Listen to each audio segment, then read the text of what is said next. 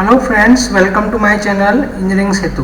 So today we will discuss the solution of NPTEL assignment 11 of energy conservation and waste heat recovery. So before starting the assignment, please subscribe my channel. Okay, the last date of the submission of this assignment is 11 September 2023. So let's discuss the assignment. Question number 1. Which of the following statement about polymer electrolyte membrane fuel cell is correct? So option D is correct. The membranes are impermeable to the gaseous phase. It is permeable for the protons but impermeable for the gaseous phase. So D option is correct. Next question. Which of the following reaction are considered suitable for thermochemical storage? So there are three reactions, B, C and D. So these three reactions are considered which is suitable for thermochemical storage. Now come to the question number 3. What is the function of gas diffusion layer in a PEM fuel cell? In a PEM fuel cell, the gas diffusion layer is used to distribute reactants uniformly and connect the catalyst layer to the bipolar plate electrically. So B and C answer is the correct for the gas diffusion layer. Next come to the question number 4. The thermal energy storage finds application in solar thermal power plants, refrigeration, air conditioning and building energy storage. So all the above, all answers are correct. So option D is correct for this. Now come to the question number 5. What are the challenges for hydrogen as fuel? So for using the hydrogen as a fuel, there is two challenges in given options. First is the high storage volume and the D, flammability. So it's very flammable gas, hydrogen. So A and D is the correct for the hydrogen. Next question. Next question is the numerical. So here an hexadecane, an organic PCM with melting point of 18 degrees centigrade and a specific gravity of 0.8 is used for building air conditioning. The PCM chamber has a volume 2 meter cube. If the latent heat of fusion is 225 kJ per kg, calculate the energy storage capacity of the volume. So here the latent heat storage we have to find. So formula for that is the Q is equal to M into H.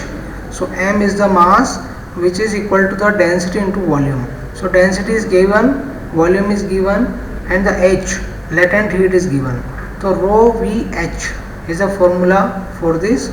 So by calculation you will get 360 megajoule. So D option is correct for this question. Question 7 is also related with the question 6. In the above unit, assume the PCM to be frozen if outside air at 30 degrees centigrade has to be cooled down to 20 degrees centigrade by the PCM and supplied indoor from 10 am to 4 pm. 10 am to 4 pm means 6 hours. What should be the maximum mass flow rate of air? Neglect sensible heating of PCM and assuming specific heat of air is 1 kilojoule per kg Kelvin. So for this we will use the formula mCp T2 minus T1. mCp T2 minus T1. So M is M we have to find. So because M is we have to find the mass flow rate of air. So Cp is already given 1 kilojoule per kg Kelvin. T2 is given 30 degree. T1 is given 22 degree. So and Q is given. Q already that we have to we find we here 360 megajoule. So Q is equal to mCp T2 minus T1. Q is equal to 360 megajoule. M we have to find. Cp is 1 kilojoule per kg Kelvin. To T2 30 and T1 22. So by this we will get the m. So m we will get the 45 into 10 to the power 3, and this we have to find that kg in kg per second. So this heat is accumulated in 6 hours. So we have to divide that q m with the 6 hours. So m 45 into 10 to the power 3 upon 6 hours. We have to convert 6 hours into seconds. So 45 into 10 to the power 3 upon 6 into 3600. So here we will get the answer 2.08 kg per second. So option B is correct, 2 kg per second. So first we have to find m, then divide with 6 hours. 8. Question number 8. In a sensible thermal energy storage system, tank 4 meter in diameter are used to store 2 bar to 20 bar, assuming water mean density is given and the specific heat is given, overall heat transfer coefficient is given, and the outside ambient so overall heat transfer coefficient is given 1.5 watt per meter square Kelvin. Calculate the time constant of the system. So for time constant there is a formula, d rho Cp upon 4u.